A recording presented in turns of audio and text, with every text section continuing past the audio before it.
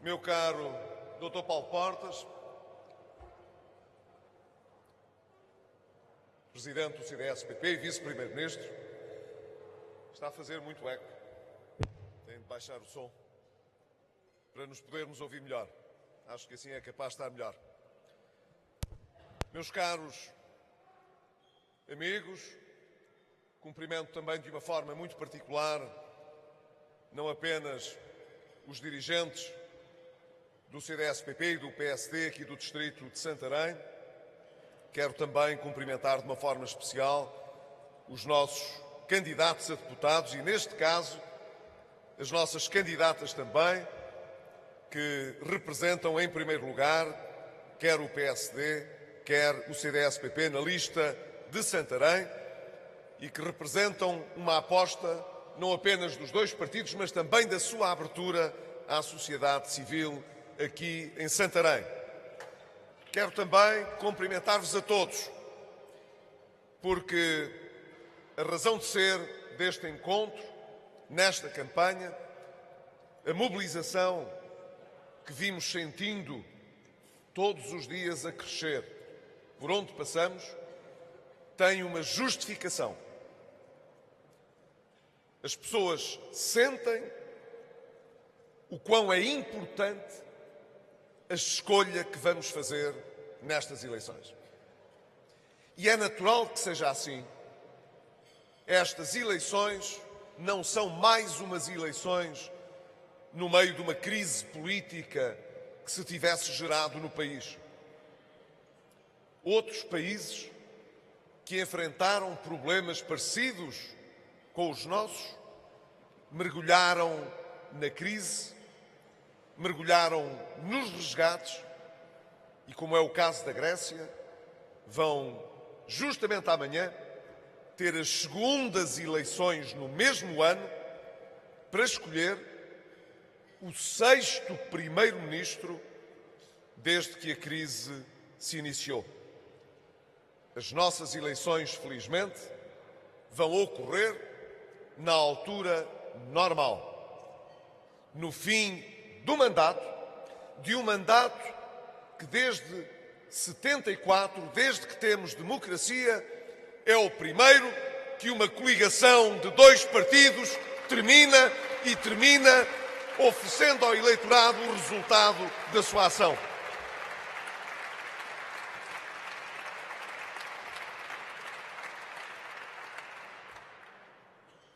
Nós temos, portanto, hoje a possibilidade, o PSD e o CDS-PP, de olhar para todos os portugueses e dizer-lhes que nós temos um passado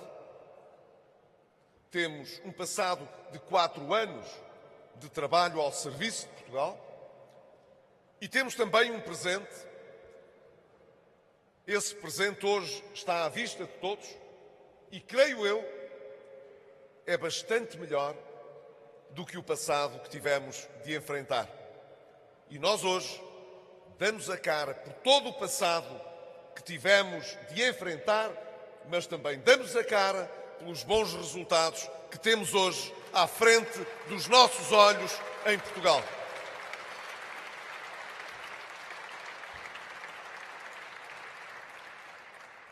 O Dr. Paulo Portas já aqui o referiu. Estes 4 anos tiveram um ponto de partida. Não vale a pena recordá-lo para julgar o passado. Esse passado foi julgado politicamente nas eleições de 2011. Mas é indispensável saber como começamos, porque muito do que fizemos só é explicável por esse contexto de partida. Da mesma maneira que eu e o Dr. Paulo Portas, ainda antes das eleições legislativas de 2011, assinámos um compromisso escrito com os nossos parceiros europeus e com o Fundo Monetário Internacional, comprometendo-nos a cumprir o memorando que outros negociaram, para que pudesse haver empréstimo, isto é, dinheiro, para que o Estado pudesse pagar as suas obrigações lá fora e cá dentro, lá fora a quem nos tinha emprestado no passado, cá dentro aos portugueses que estavam à espera de receber no Estado os seus salários, as pensões no sistema de pensões, da mesma maneira que nos comprometemos ainda antes das eleições a cumprir esse programa para que houvesse dinheiro. Assim, muitas das medidas que tivemos de adotar só têm explicação pelo quadro de emergência, pela falência a que as políticas anteriores tinham conduzido o Estado português.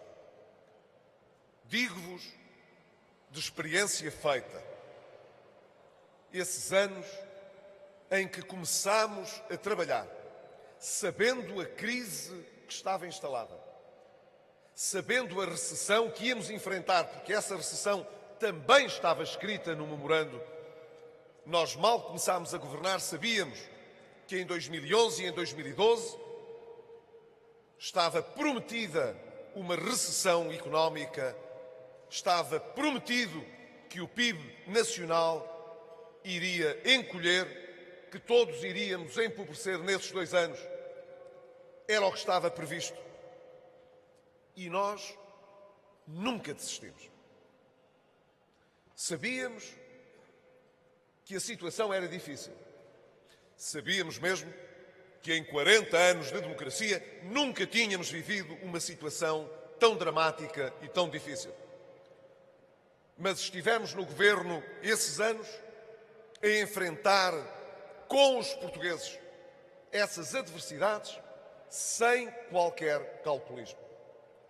Apenas com uma preocupação: não falhar. Nós não podíamos falhar.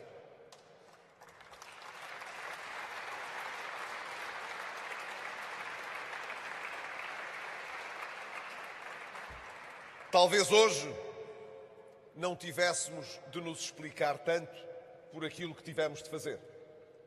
Mas se tivéssemos hoje de dar explicações para poder pedir a compreensão dos portugueses por termos falhado, se estivéssemos aqui hoje por ter tido a necessidade de pedir um segundo resgate, de estarmos a justificar mais 2 ou 3 anos de austeridade no futuro, como acontece noutros países, se tivéssemos de fazer isso, digo-vos uma coisa: podia ser mais fácil para lavar as mãos, mas era muito pior para Portugal e para os portugueses que tivéssemos de explicar porque é que tínhamos falhado e não porque é que conseguimos tirar Portugal do buraco da recessão e tirar Portugal do resgate financeiro.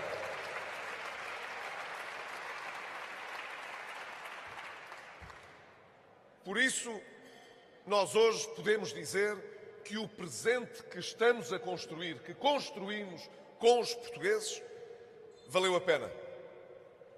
Nós hoje temos notícias que muitas vezes são desvalorizadas por se achar que já é normal, que é normal o emprego melhorar, que é normal a economia crescer, que é normal que os investidores confiem mais no nosso país. E isso às vezes não tem, penso eu, ainda o destaque que deve ter. Tivemos notícias recentemente que acho que são notícias positivas. Não há dúvida disso. Soubemos ontem, por exemplo, que uma agência de notação financeira melhorou o rating de Portugal, ainda não para o nível que nós queremos e merecemos, que é o de uma economia que gera absoluta confiança no investimento, mas ficamos exatamente à porta desse último degrau que nos falta subir.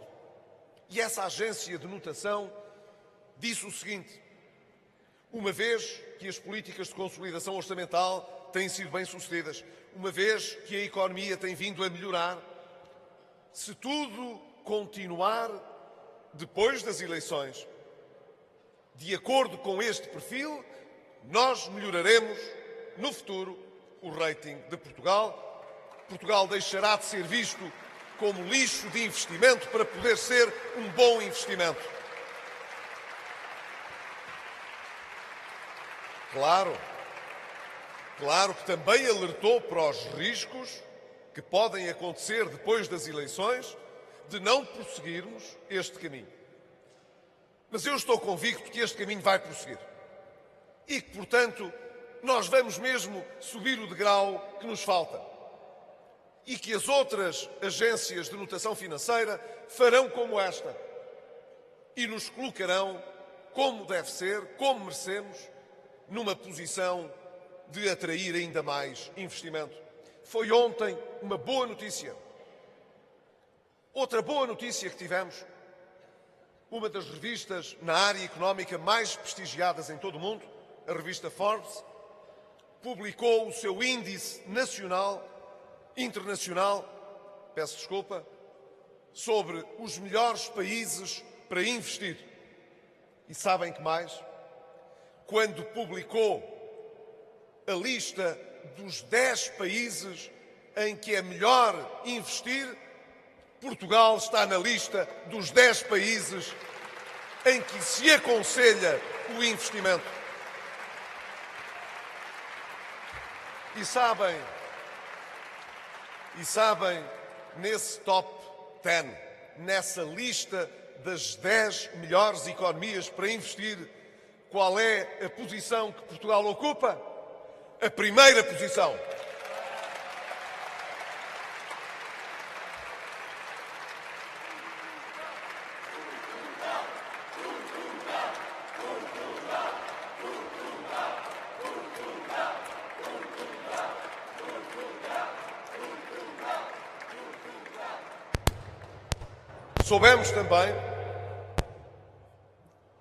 Soubemos também, ainda ontem ao fim do dia, quais foram os dados apresentados pelo Instituto de Emprego e Formação Profissional relativamente ao desemprego e ao emprego em Portugal. Recordo que há menos de 2 semanas conhecemos os dados da Autoridade Estatística Europeia, que veio dizer que do primeiro trimestre para o segundo trimestre deste ano, Portugal tinha sido, na zona euro e em toda a União Europeia, o país onde o emprego tinha crescido mais em toda a União Europeia. Soubemos ontem,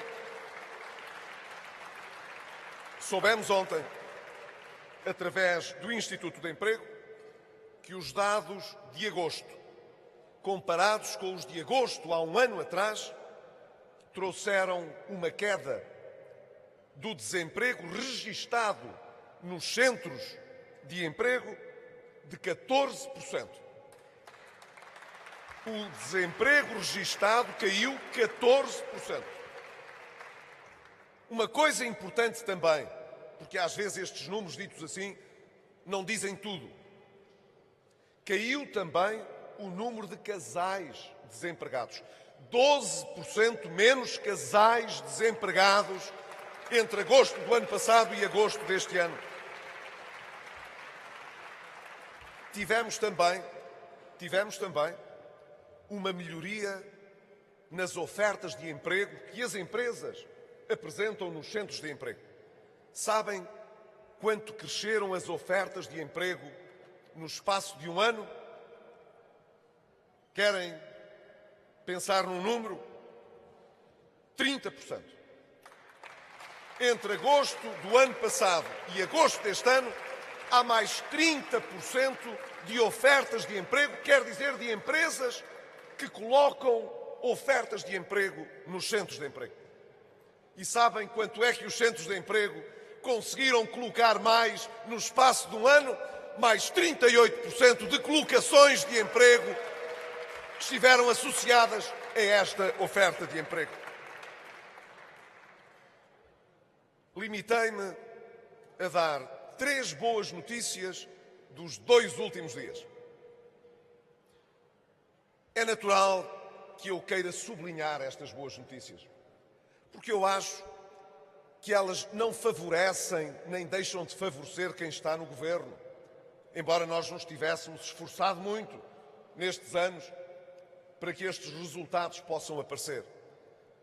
É sobretudo porque eu acho que todos os portugueses se esforçaram muito para que o seu país pudesse chegar a um tempo em que se acha que é perfeitamente natural, perfeitamente comum, que se crie emprego, que se atraia investimento, que se possa gerar confiança para o futuro, e esse é um resultado que é devido aos portugueses.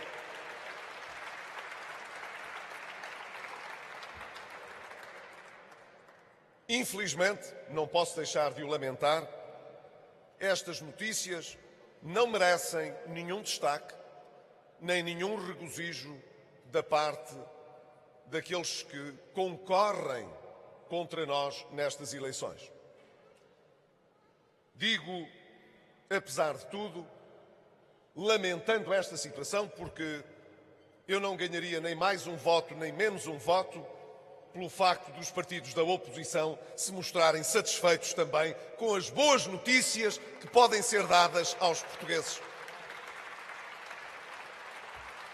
Pelo contrário, lastimo que depois de todos estes anos se assista mesmo ao retorno de uma velha política, de um velho estilo demagógico, palavroso, em que tudo está mal, em que tudo o que possa ser bom é um obstáculo eleitoral, em que todas as boas notícias possam representar uma desvantagem para aqueles que querem ter a ambição de ganhar as eleições. Um país, mesmo em tempo de eleições, não deve calar as diferenças, não deve disfarçar as estratégias diferentes que cada um quer apresentar e seguir para o futuro. Pelo contrário, deve evidenciar as diferenças. Mas uma coisa é termos uma visão diferente, propostas diferentes do que queremos fazer, outra coisa é achar que só temos sorte se o país estiver suficiente mal e tiver suficiente azar para que as minhas propostas possam ser mais atrativas do que as dos outros. Esta é uma velha política que nós não seguimos e que não gostamos que volte à superfície em Portugal.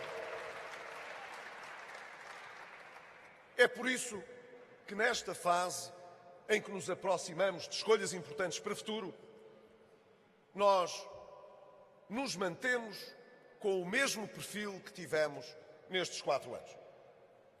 Um perfil de quem quer construir, de quem quer dialogar, de quem quer apostar na concertação social, quando estamos a falar dos sindicatos e quando estamos a falar das empresas, da concertação social solidária, quando estamos a falar das instituições de solidariedade social, de abertura e de diálogo, sem o que não há espírito de compromisso, de união, de coesão, em cima de todas as diferenças que possam existir entre nós.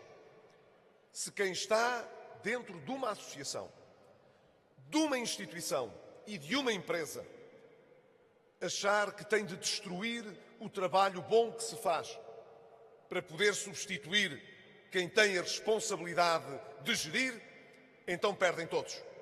Todos na instituição e nessa empresa perdem, porque quando se destrói o que de bom é feito, não ganha ninguém. Quando queremos ganhar todos, temos de saber dar a importância devida às nossas diferenças, mas preservar aquilo que é de todos, aquilo que é de todos os portugueses.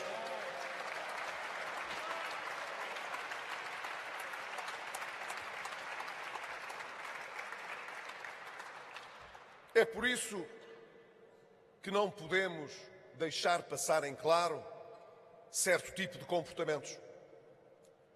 Não pode passar em claro aqueles que, num dia, reunindo com empresários, enfatizam a importância da estabilidade fiscal, dos impostos, da criação de um espírito de não confrontação e 2 dias depois aparecem a dizer que se não ganharem as eleições, votam contra o orçamento, mesmo como disse o Dr. Paulo Portas, e muito bem, sem saberem que orçamento é esse.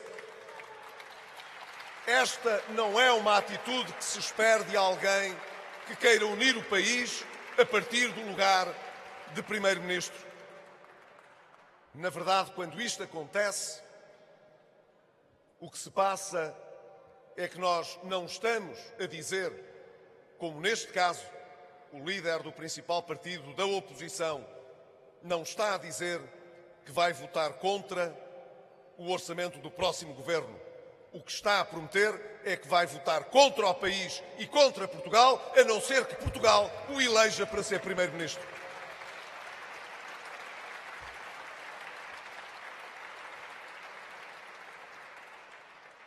Estas atitudes não podem passar em claro. Mas eu acho que estamos em tempo de as ver corrigir. As próximas 2 semanas, que na prática trarão a campanha eleitoral oficial, são ainda uma oportunidade para que todos os partidos, todas as formações partidárias, saibam mobilizar os portugueses para as eleições, sem necessariamente acharem que têm de o fazer dizendo mal de tudo e prometendo a conflitualidade, a confrontação e a instabilidade para o dia a seguir às eleições.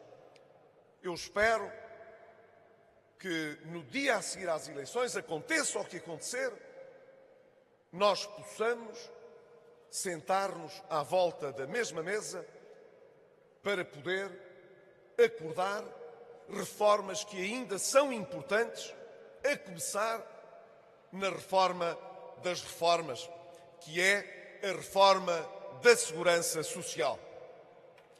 Os portugueses, ao fim de todos estes anos, têm direito a ter confiança no futuro. E se o futuro é, por definição, incerto, tudo o que estiver ao nosso alcance para diminuir essa incerteza, para melhorar a nossa perspectiva de confiança no futuro, deve ser feito e deve ser feito independentemente das preferências partidárias. Eu lamento que não tenha sido possível realizar essa reforma antes das eleições, no sentido em que todos os portugueses soubessem o que é que ia acontecer com a segurança social a partir das próximas eleições. Mas não desisti de podermos ter a oportunidade, no dia a seguir às eleições, eu direi, não é a oportunidade, é a maturidade de nos podermos sentar em sede de concertação social e com os partidos de maior responsabilidade governativa no país para assegurar aos portugueses que, apesar das circunstâncias incertas do futuro, nós temos a obrigação de nos pôr de acordo para salvaguardar as pensões dos portugueses, daqueles que já as estão a receber e daqueles que estão a descontar para as poder vir a receber no futuro.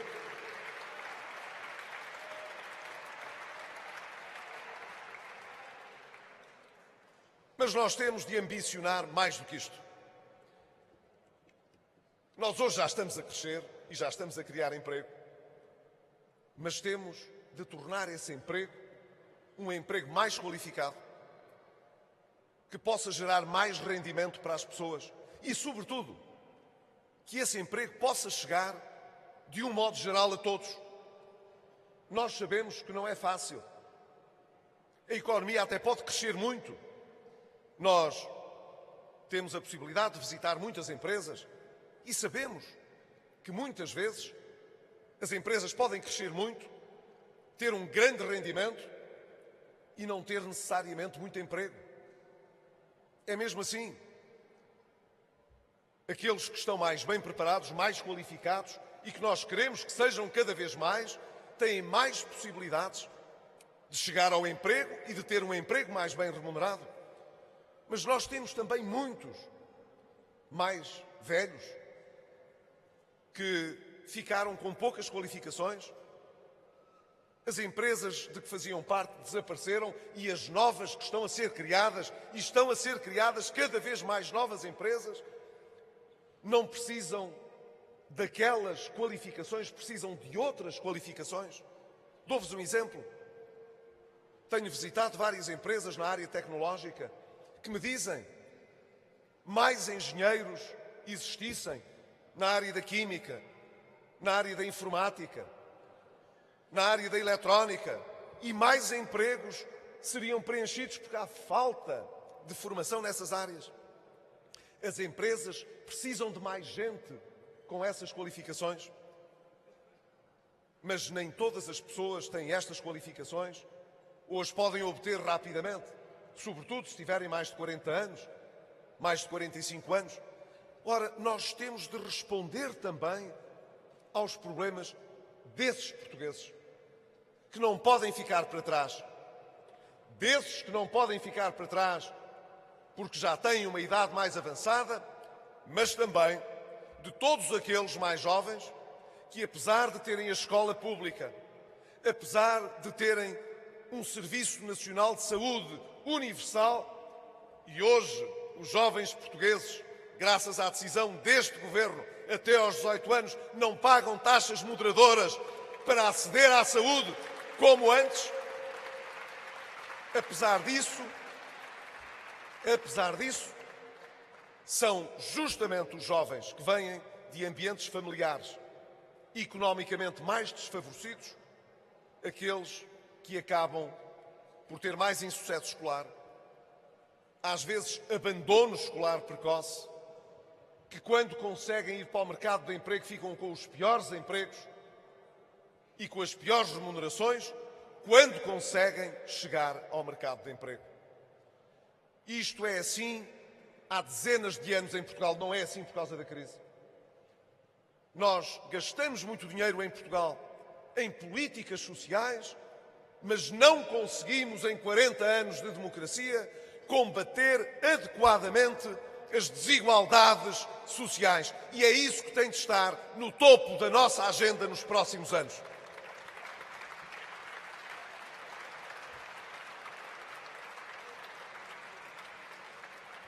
Mas hoje podemos ter essa ambição.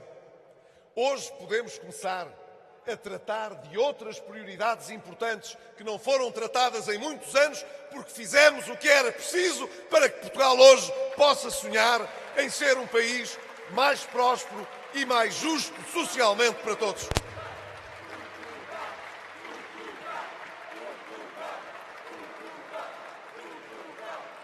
É isso que pedimos aos portugueses, é isso que humildemente vos peço a todos.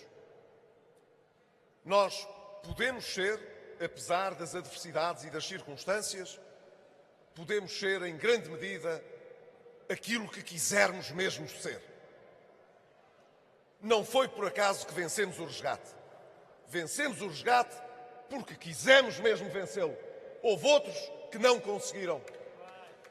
Nós podemos ser mesmo uma economia moderna, próspera, mais justa para todos, se quisermos mesmo que Portugal seja um país com uma economia ao serviço de todos os portugueses. Mas para isso, as nossas escolhas têm de estar em linha com aquilo que queremos. Se é isso que queremos, então temos de nos unir para dar condições políticas, estabilidade política e um resultado inequívoco para podermos concretizar esta nossa visão de Portugal, que é uma visão que nós podemos realizar em Portugal. Viva Santarém, viva Orem, viva Portugal!